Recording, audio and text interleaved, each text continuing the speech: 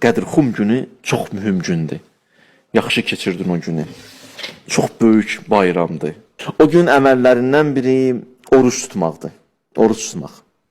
Hədis İmam Sadiqdəndir. Kim o günü oruç tutsa, bərabərdir nəyə? Elə bir bütün ömrünü oruç tutmusan.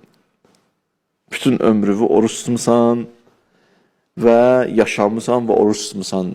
70 il yaşayacaqsan, 70 il oruç tutmusan. O bir günə həmən o 70 illəri verərlər. Bu bir məsələ. O günün orucu bərabərdir 60 ilin günahının kəffarəsinə. Bu qədər gücü, qüdrəti var. Bağışlanmaq istəyənlər o gün orucundan möhkəmli tutsunlar. O günün əməlləri. O gün əməllərindən deyəcəm sizə neyin. Amma savabını sizə deyirəm. Əgər bir insan o günü bir iş görə İmam Sadiq əleyhissalamdır. Nandı hədis. İnnəl əmələ fi yevmi qədir. Fi yevmil qədir.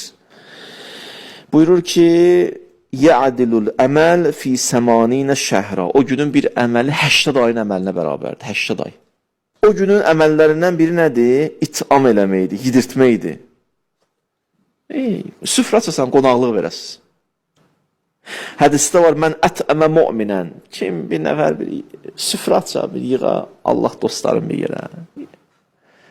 Əleyhissalam sevdalılarından bir yerə, əhl-i beyt sevərləri, iman əhlini bir yerə. Kəmən ətəmə cəmi'əl ənbiya və siddiqin. Elə bir süfrə açıb 124 peyğəmbərin hamısı orada əyləşib.